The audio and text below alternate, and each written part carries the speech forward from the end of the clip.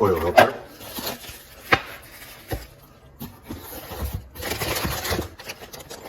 Ran out of tire plugs, so I went ahead and got me a whole new travel kit, about the same price as just getting new plugs. Yes, I got another nail in my tire. This will be like the 4th one since I started the channel. One-handed in it right now. Let's get a little zipper. This one comes with a tire repair lubricant. About 15 tire plugs. Directions, I'm assuming. There's your directions. Valve stem core tools, some extra valve stem cores for your tire stems, and a Allen wrench, looks like, for the handles, in case you need to tighten those up or take them out. I don't know. Really easy steps. Pull the nail, ream it, stick your reamer in, they say at an angle, and then straighten it up to punch through the rest of the tires. Enlarge the hole so that the plugs will fit in it. And then it has you use the lubricant on the, dip the end of the plug holder into the lubricant. Slide your tire plug through, insert it at the hole, push it all the way down.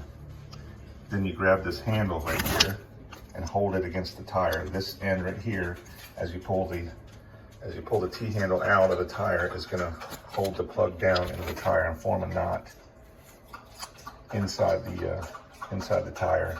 It'll seal it up, and then you can use a razor knife to cut off the plug if you want. But I gotta go out and plug the tire this morning because I got about a 2-hour trip that I don't want to get stranded on. You can see it's the right rear. Pumped it up 2 days ago, waiting on the tire plug kit, and it's real slow, but I saw the screw head in there. So the nail was, screw or nail was somewhere in here. I gotta find it.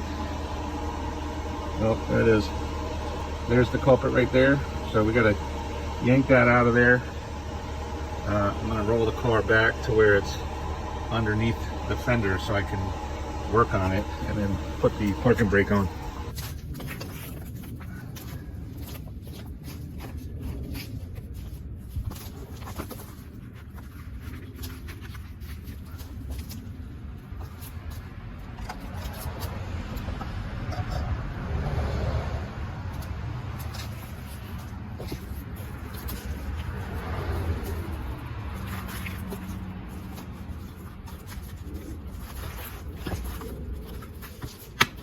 Oh, that's much nicer than the cardboard. All right, I got some needle nose, side cutters, screwdriver for whatever.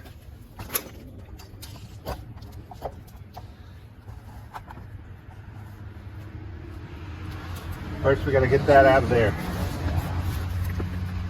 Use the diagonal cutters, side cutters, whatever you call them, and just get up under there.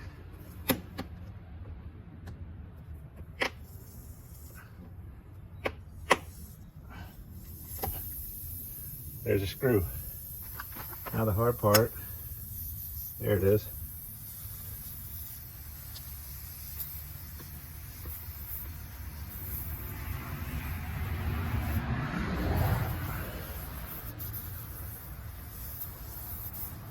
Sometimes it's easier to let the air out. It's easier to let the pressure out sometimes. Take the cap off, and I can loosen it with this core tool.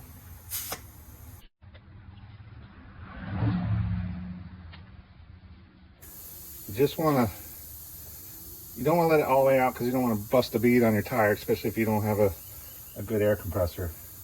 So just loosen it and let it come down some.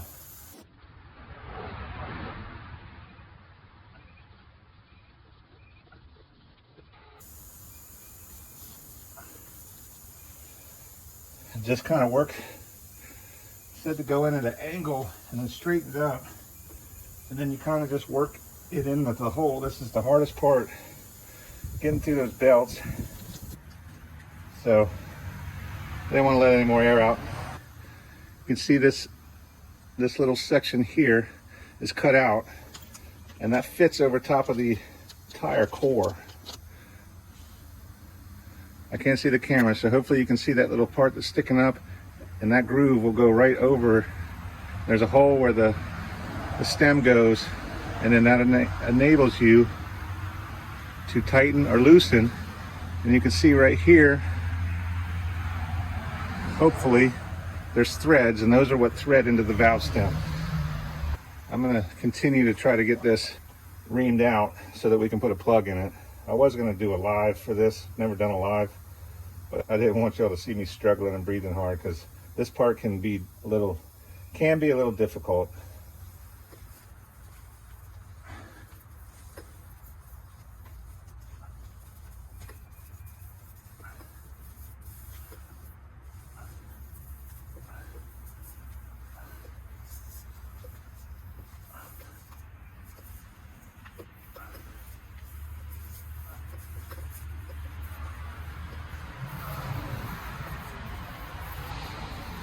You see, you just kind of wobble it around as you're screwing it in, and it'll eventually go in. What you're doing is making the hole bigger so that you can fit these plugs through that hole.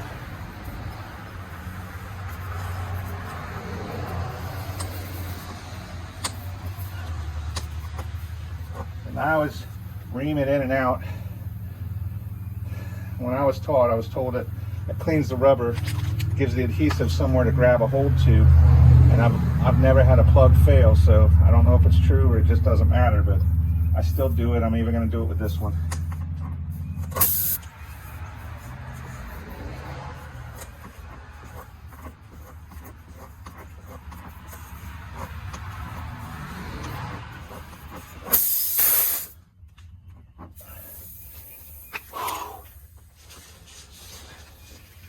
That will kick your butt. When you get it reamed out, leave it in there so you don't deflate your tire completely. Get your plug tool. That's what it's talking about. We're going to lubricate this. We're going to slide one of these plugs through the eye of the needle. Sorry about the breathing. Make it even. Then we're going to hold this like that, punch it into the tire. You're going to push this down and hold it against the tire. So you're going to change your grip to here, hold it against the tire, and pull this tool out.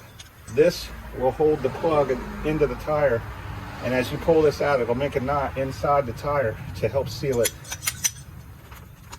The directions show everything. So get your lubricant, open it up.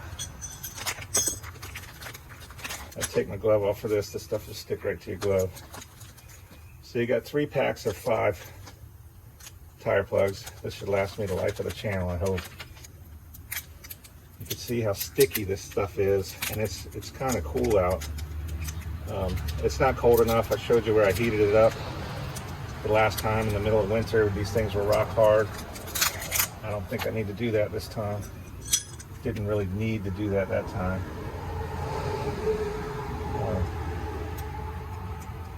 This is just going to help your plug slide through the needle here,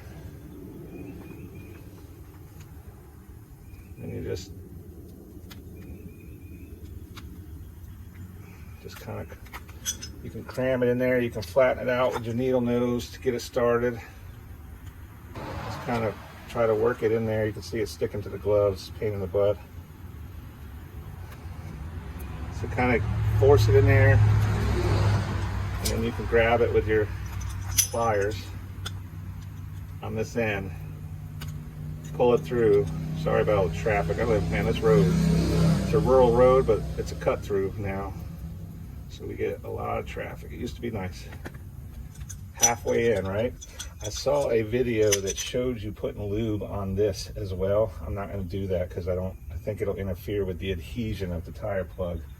I could be wrong. I'm not a professional. I just do stuff myself. I call this channel a My Way DIY, so it's just the way I do things. I'm not saying it's right or wrong. I appreciate when people throw in the comments, you know, their input, as long as it's not, you know, berating.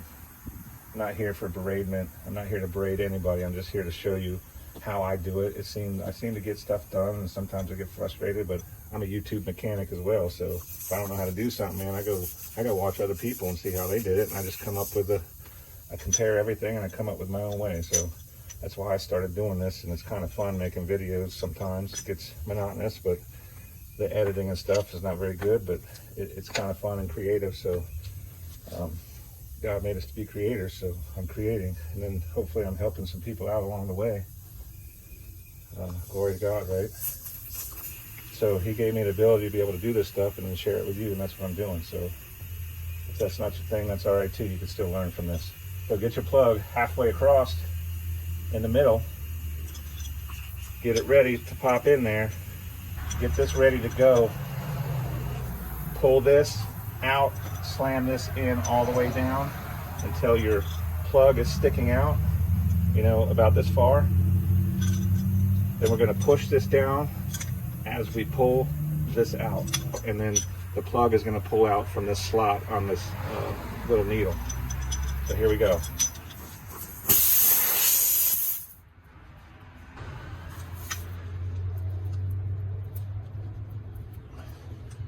Kind of working in there the best you can. Twist it if you have to. I had to because it would not go.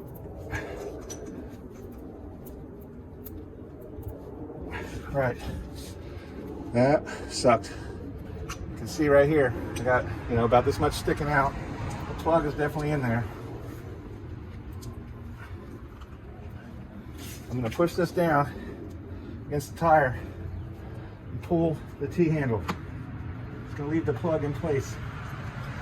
I hope. I don't want to get stranded today.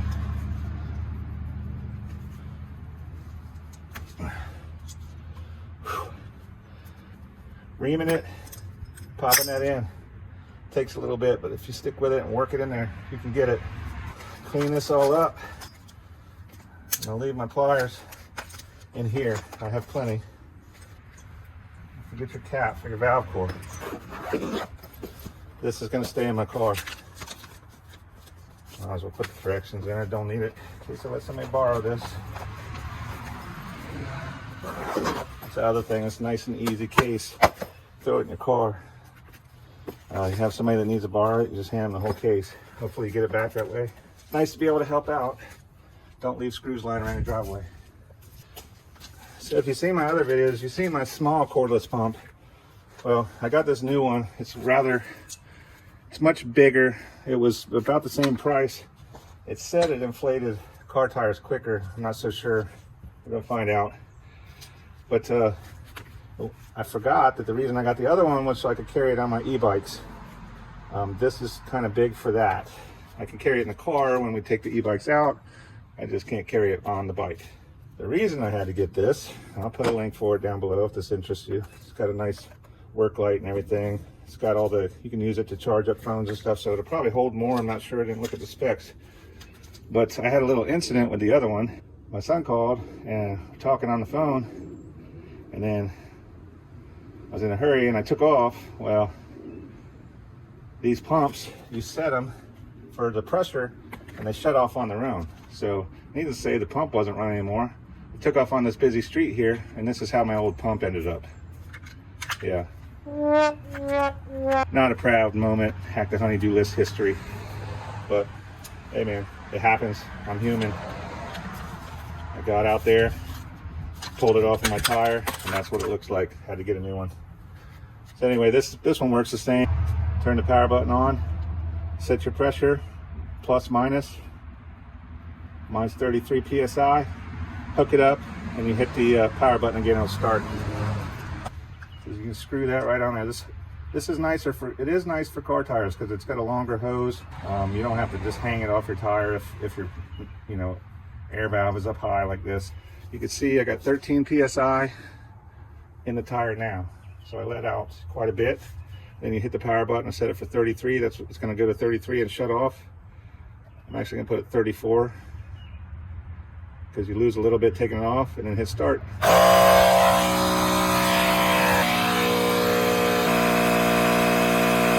So it's been probably 5 minutes. This thing it's not any quicker than my other one, but it's about the same. Battery might be bigger, I don't know. I'm not going to do the specs, so I'll put a link for both of them. I really like the small one because I can carry it on the bike, but the big one's not bad, and it's got a bigger light on it in case you need that at night. But we're almost there. It's been about 5 minutes. That wraps it up. You know, this is new to me. It's I don't know why it took me so long to use these. It's better than the cardboard. When I'm doing oil, I'll use cardboard still because I don't want to get these covered. And that's how you plug a tire. You can cut the end off if you want, or it'll just wear itself down. I normally don't cut it. I don't think it'll pull it out or anything. It never has for me. So just, there it is. Pump it up to 34. It's done. It shuts off. It's about the same speed as the other one, maybe a little bit faster. I don't know. It's about 5 minutes. The only thing left is you can cut the excess plug sticking out if you want. I'm not going to. It just wears off. I've never had a problem with it. It doesn't pull out or anything. So I'll keep an eye on it. Of course, going down the highway, I have the plug kit and the pump with me. And then I can charge this up in the car. But again, it's like the 4th time I've plugged a tire, 3rd time, I don't know, on this channel. Here's a new kit, a new pump. You saw the reason for the new pump. Hope this helps somebody. Hit the like, subscribe down there if you can. If you found anything helpful with it. See you on the next one. I can plug it right into the charger there and charge the pump going down the road. So if you're ever stranded, as long as your car is working and your pump's low, you can just charge it up while you sit there and then get your tire pumped up. Shot up to 35, so probably just gotta trim the pressure down a little bit, but I'll watch it for a little while. I gotta stop and get gas and I'll trim it down to 33 and we'll be good. Here we go. Don't do this at home.